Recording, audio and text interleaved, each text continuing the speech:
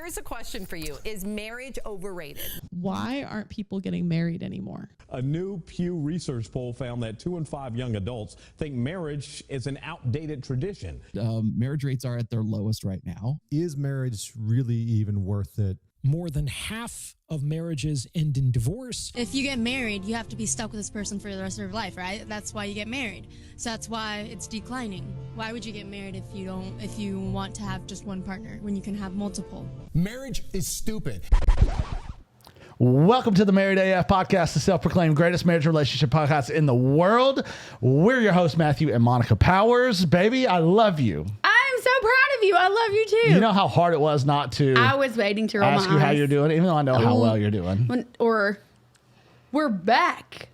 We're not. I didn't say any of those I know. dumb things. That's why I love you. I love you so I'm much. So proud I'm going of to hit you. you off with a banger really, really fast right out of the gate. It's going to be a quickie. It gets in that direction real quick. So this was something that I found on the interwebs. Okay. And we've talked about this before, and this revolves around intimacy. But the title of this was "A Threesome Saved Us." Now, just before you comment, let me kind of get through. And they're going to let you formulate your thoughts. But can a threesome actually save a marriage? Literally, stress thing on my watch went off as in, are you kidding me? No. So a threesome saved us. So here's the gist of the story real quick. Okay. So husband and wife, they are married. Things in the bedroom were awesome. Honeymoon phase, as it typically is. You know, they're getting after it 3, 4, 5, 6, 7 times a week, however many. But the sex life is good. And as we typically hear, after time, it dwindles down. It's not great. It doesn't happen as often. Men get frustrated. Women get frustrated. And there's this tension. So as this man says, and there's a huge key to this story that I'll tell you now, said this happened right after we left the church that we were in. Imagine that. Shocker, right? So he had always had this feeling that his wife was into other women. And they had talked about it before. And so there was this woman in which wife worked with that they both found very attractive. And one night, one thing led to another. I'm sure it did. And his wife was actually passed out. But he woke his wife up because he knew how much she would be into this to have a threesome. And he does. And he says they have this threesome. And it's amazing and incredible. And they've kept in touch since. And they have done it a few times since. But he said where the bedroom was dead and they weren't having sex at all, and the intimacy was lacking severely to make them question their marriage, he said the threesome reignited everything, where they're more passionate about each other. They're having sex multiple times a week. The sex is really great. And he said a threesome has saved our marriage. Now, I'm going to give you my thoughts on it first before you dive into your thoughts on it. Okay. Because here is my thought. This is going to be a rare case where perhaps a threesome saved their marriage, and I say that in quotation marks. It reignited the bedroom, which we want to see. You know, we want people having sex. It's good for you. It makes you happy. It's great. Yeah. And this seemed to do that. And I think that's awesome. And if this is what saved that part, bravo in a sense. However, the threesome may have saved this marriage for this short little amount of time, but it's only a matter of time before this unravels into something bad. So yes, can a threesome save you? It's like putting a Band-Aid on a bullet hole. It can save very quickly. Everything's reunited. They're passionate. They're just aggressive towards each other. They're wanting to have a lot of sex with each other. And that is amazing. And he credits the threesome for that happening. And it probably did. But as time goes by, things are going to dwindle. They're going to continue to seek after this girl, another guy, who knows what. And eventually, feelings will catch, because I guarantee there are already some, are going to catch for someone else in a different situation, and things are going to unravel. So my thought is that, yeah, sure, the threesome saved your sex life for now. But in the long run, this is going to be the thing that dooms your marriage forever unless you come together, you realize what a huge mistake this was, that this was not what is best for you. You completely repent from this, turn away from this, and move in the direction you're supposed to. Can you be saved from this? Absolutely. Can this just be something of the past that no longer affects your future? Absolutely. But you both together have to completely turn away from that altogether. But I believe if this continues, this will be the one thing that completely destroys their relationship forever. So, can a threesome save you? Temporarily, maybe. In a rare circumstance. Long term, absolutely not. So, I kind of digested all of that. I know you've got thoughts. I can see your beautiful face telling me like, I have a lot of things to think about this, a lot of things to say about this. So before you attack and destroy, I really want to kind of hear your thought process and what you believe about this situation. Number one issue. They left the church. That's the number one. We've seen this time Of course. and time and time Now, again. I also think a non-believer listening would be like, well, their sex life was boring because they're in church. Wrong. Buddy, you got no, for the person who is thinking that, and there are definitely people who are listening who are thinking, well, of course, if you're in church and you believe in Jesus and all of that stuff, yeah, your sex life is going to be awful. Oh, brother, I got something to tell you. If anything, it's only exponentially better. Because we're working towards the same thing. Yes. And when you do that, you are thinking about each other over yourselves. But let's get out of a biblical mindset. Absolutely. And I tried to kind of come at that with this mindset too. So outside of a biblical mindset, outside of church mindset, let me have it. If the sex life died, it takes two. I feel like if you are in a relationship and you both aren't seeking each other, then you are seeking something else. Everyone has needs. Obviously, this guy was promoting the threesome. Did he might want it? Maybe not. But his wife was asleep. And he woke her up because he knew she would want this because they were talking about it. Okay? Did his wife just need to see that somebody else thought he was attractive? Could and be. would have sex with him? Because jealousy can make someone absolutely crazy. Well, and you've seen we've seen it in real life where maybe this guy is really into this girl and she will not give him the time of day. Yeah. At all.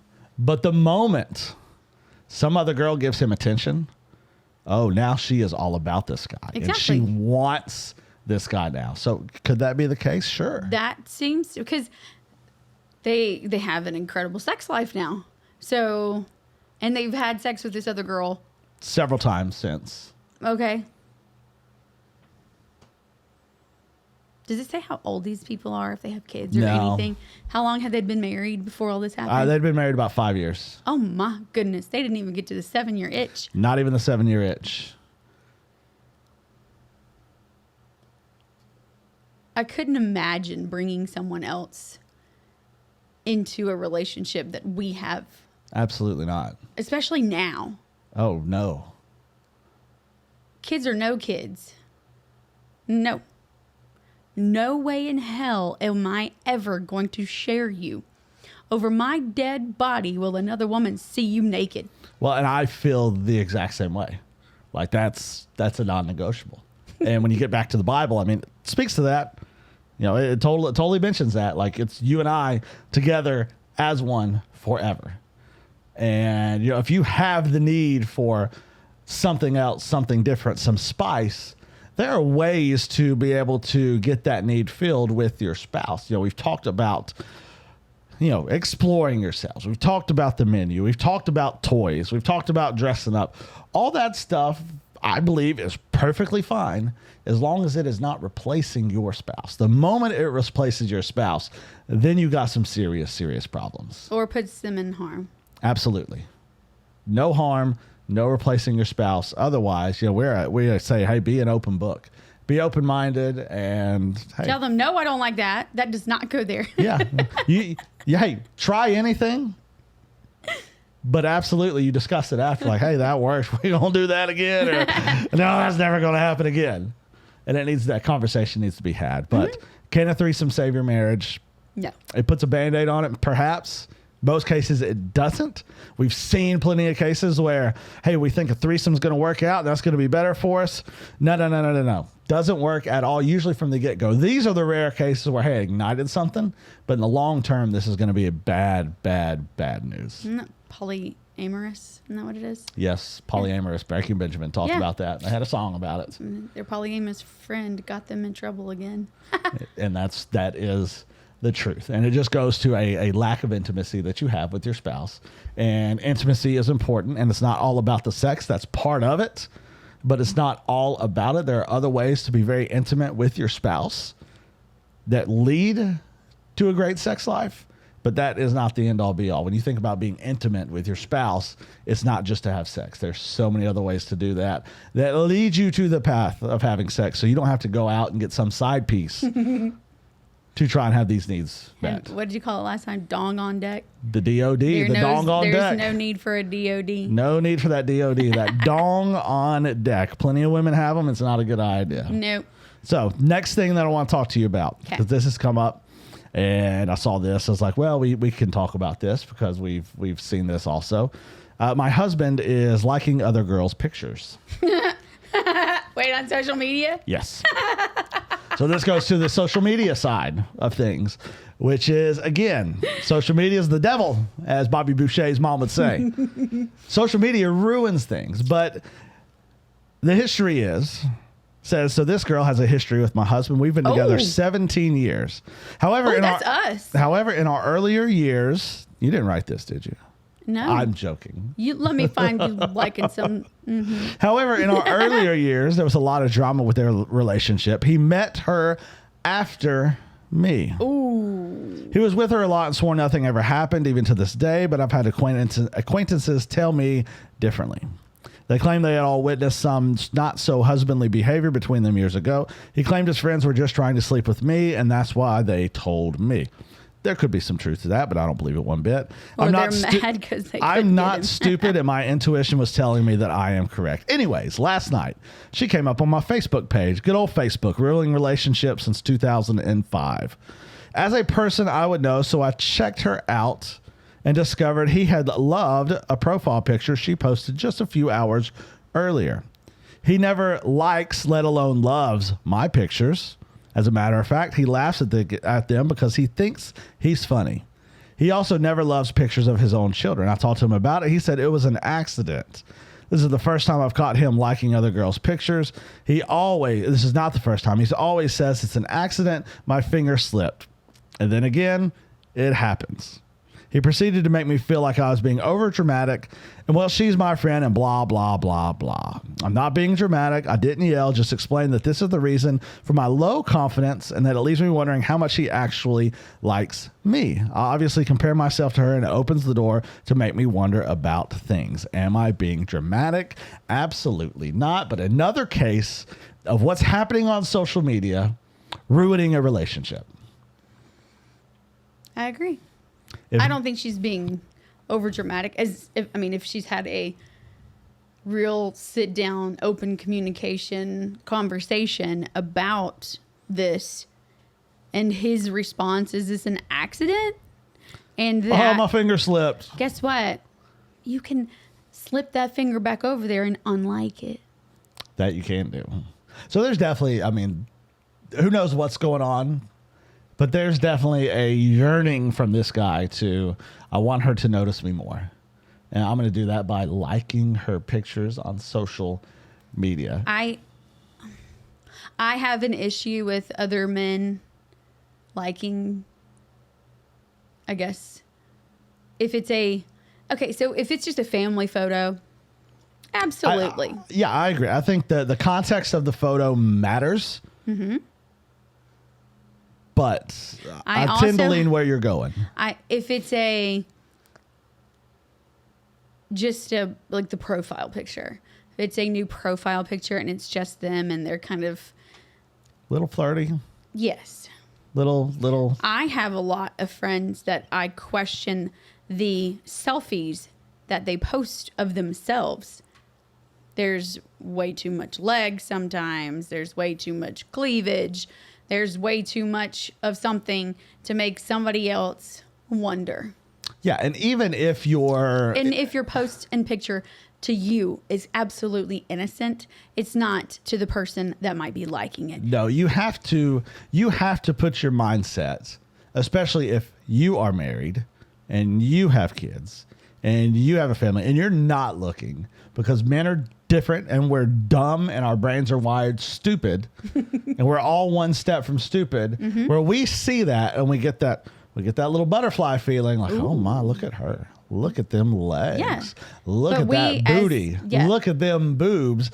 And mine starts to wonder. So as a female, especially posting selfies, you kind of have to be mindful of that whenever you're posting really anything, because men will take that out of control really quickly. And even in the case like this, if that gets back to the other spouse, man, just creates tension, unneeded tension in the relationship, which realistically there's a deeper rooted issue there as to why that tension is there. But still. And he liked her picture just hours after she had posted this Correct. picture. I mean, yes, I think that might be a red flag.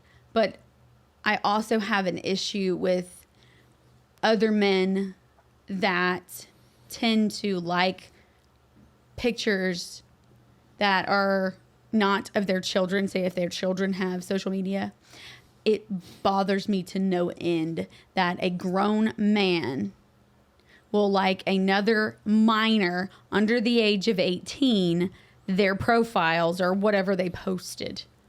Yeah. And again, that's a step away from pedophile. There is, of course, there's context to all of it. But I would always err on the side of caution. Like if there could be any inkling at all that, this may not look good to somebody, not going to happen. Not going to do it. Let's make sure we don't look towards that. Well, that's one of the reasons why I'm very cautious to what I actually put on social media, period. I mean, some people go to the extent of putting stickers or some kind of weird face over their child's face. I understand all of that. That's a reason why I will never put Elke's, like the pageant style pictures of her. If we're with her, different story. Yes. Like her first pageant was in kindergarten. It was very innocent. It wasn't all gaudy or anything, but she won that one. And we were just, wait, what did we just Could witness? not believe it. Shocked, and still shocked every time she wins something or places. And I've rarely put anything out there on any of that, especially as she's gotten older. Yeah, just because the world is a messed up place. Yeah. And there's a lot of creepers out there. And you want to And those are typically the ones you know and don't know about it. Yeah, and of course, you want to celebrate yourself and your children and your family. And we do that together. I don't have to put that on social media. All the time. That's just me, but... Well, like my social media, and it's definitely nothing to brag about because it's pretty boring. But my pictures are all of stuff or us as the kids. Mm-hmm. My profile picture has always been and will always be a picture of you and I. It's never going to be different than that whatsoever. Yep. Because, we're a team, me and my lady. And that's the way it's going to be. But this was just another instance, and we've seen this happen in real life, where social media, what happens on social media, it's magnifying everything into such a negative context and drastically affects the marriage and the relationship. We learned that pre-marriage with MySpace. Oh, MySpace, that top 8, baby. I better be in your top 8. But there are times where maybe we weren't in each other's top 8. I didn't want you near it. And we should have been in each other's top 8. And boy, yeah, we learned this in the MySpace days. Like, I'm going to take him out of my top 8. I'm going to show him. All these other guys show him. Yeah, it happens. It's not a good thing. If you care about your relationship at all, it's something to stay away from. Yep. All right, so this one definitely relates to us. How do your kids respond to your kissing and affection around the house? For married couples with kids, how do your kids respond when they see you and your spouse kissing or hugging or any other affection around the house or in other places in your everyday lives? Our kids are older. Youngest kid we have 3 is in middle school. So their average responses tend to be attempts at humor or sarcasm. A few examples are they walk up and jokingly try to separate us.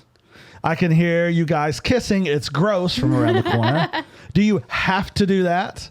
Okay, seriously, enough already. They try to worm their way between us on the couch.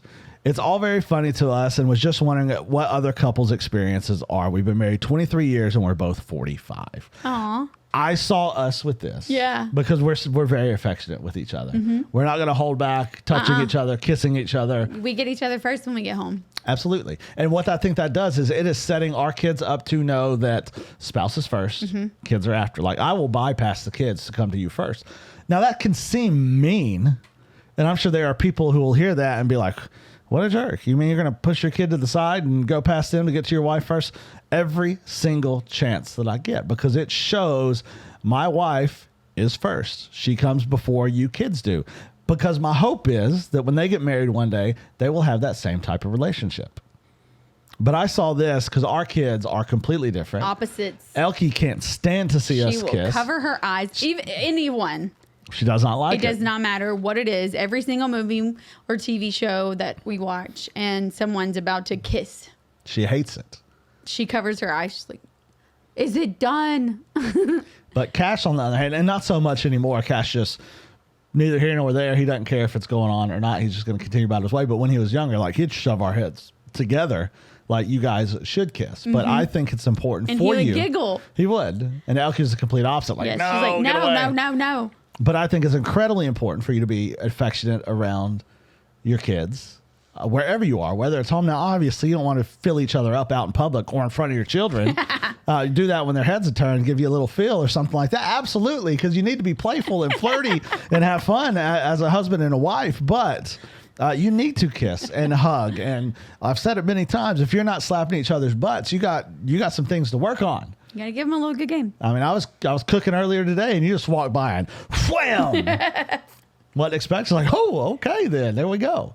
But you have to do this. I think it's important that you do this, and I'm so thankful that we can do this. And our kids, it's normalized around our children.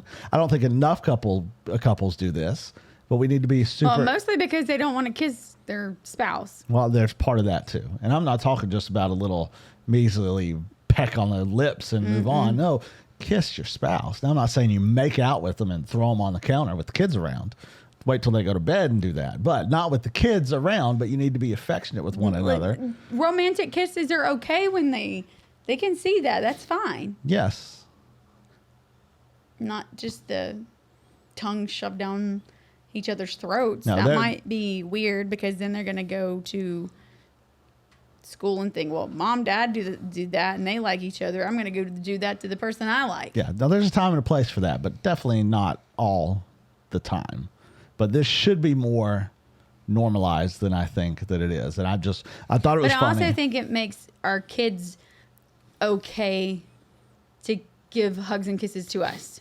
Yes. We are not the kissing on the lips kind of people with our children. No. My Ever. lips are reserved for you. Yes. And we are cheek kissing people.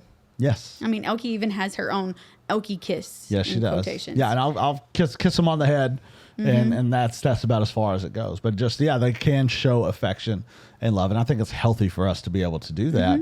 And I hope that other people who see this and listen to this are experiencing the same thing, can do the same thing. I would love to know, how do your kids react to this, or do you shy away from it because your kids are there? And if not, let's normalize a little bit of this behavior, because they need to see the love that their mom and dad have for each other and how close they are, and to let them know that, hey, when you get married one day, your spouse is number one. And They it's gonna know make that things, they are number 3 in our lives. They do. Jesus, spouse, kids, everyone comes after that. And my hope is we are their number 2. Yeah, I hope so. I'm pretty sure. I think so most of the time. All right, last one before we wrap up here. All right. Question for you, baby. And maybe I'll answer before you. Oh, boy. So you can think on it. But what are things that your spouse has done or does that keeps you falling in love with them? Whoa. What are things that I do that just keeps you falling in love with me all over again? I don't even know where to start on that one. All right, well, I'll let you think on it, and I'll let you know kind of what you do. Okay, because I have things, but... Okay, great. Well, I can't wait to hear them. But I'll tell you mine to start with. Okay, tell me. One of them, and it's not necessarily in this setting, but just to be able to sit down and talk to you, and you are interested in what I have to say. Like, you will look at me in the eyes, you will ask questions, you are engaged, you are interested, and I just think to myself, how lucky am I that I have someone so amazing, so beautiful, so just perfect for me that wants to be a part of my life and to share in her life with mine. And that is something that makes me fall head over heels in love with you every single day. We just had a conversation about how I felt like I had no reason to be a part of a conversation or give a certain amount of acknowledgement to it because I had no idea what anything was saying. But that comes from you. I'm hanging on every word. Yes, and it doesn't matter if I know nothing about the situation. And that it's definitely something that makes me fall in love with you every single day. Okay. Noted. Good. So glad. The other things are just how you will curl up to me on the couch.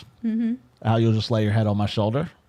How you'll just prop your feet in my lap, and without asking, without even asking. Just those little things are just like, oh yeah, she's mine. This is amazing. This is, I don't want to be anywhere else.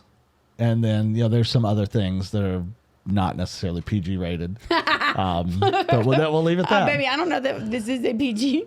It's probably PG now, though. I mean, you look at Netflix now, PG. Yeah, PG. We'll say PG-13. We did say dong. Yes, this is not X-rated. Maybe a little R. We'll save that for ourselves. But I mean, just the way you look in certain outfits, the way you look when you're getting ready for bed, those little things. You do stare at me a lot when I'm getting ready for bed. I do. I think you just like my nightie. I love what you wear to bed. So that's for me. How about you? The way you completely manhandle things that I think I can do, and I can do them well, but I don't have enough time in a day to do all the things that I'm supposed to, and I get home and I see everything has already been done and probably done better than I would have been able to do it without telling you, hey, can you do this? You got to do this. You got to do this. Not having to delegate.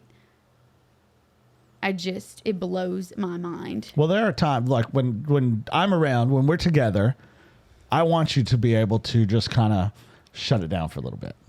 And when you get home, to just be able to shut it down and not have to think and do and worry, and just know that, hey, I can sit on the couch. I can sit in the kitchen. I can do whatever, and I don't have to turn my brain on high level mode. That's important for me for you to be able to have that. Mm-hmm. Being able to snuggle up together and watch trailers of things that we think we might want to watch. Jeez, we did that last night. We watched 2 shows. It was like, well, crap, there's nothing on. We watched trailers for an hour and a half, and it's like, just doing nothing. Kind of tired. You want to go to bed? Yeah, I guess we'll go to bed. But doing that, I mean, literally doing nothing, sitting next to you, not having to resort to a phone to keep us entertained. Oh, did you see this? Showing each other whatever kind of deals, or shopping, or checking emails, or work. We can sit beside each other and not give 2 rats' butts about what's going on in the world because we're together. Yeah, because our world is right with us. Mm-hmm. That's it. I love the way you look at me. What does that mean? Every time you look at me, even if I haven't seen you, I think I've said this before. If you were at church before me and I get there later, you are on the prowl. You're like, where's my wife? She's not here yet.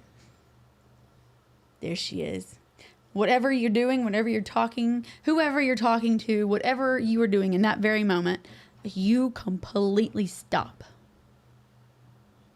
We lock eyes. It's like you are that old school cartoon character with the heart eyes. It's Bugs Bunny. No, Pepe Le Pew. Oh, Pepe Le Pew. I can see that. Your heart is pumping out of your chest and you float. Or like Bugs Bunny when he smells like an apple pie. When he smells the apple pie in the window. Yeah. Yes. Yeah.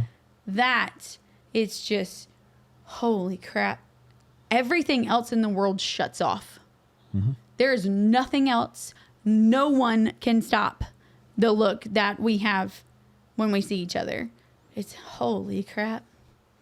How did I get so lucky?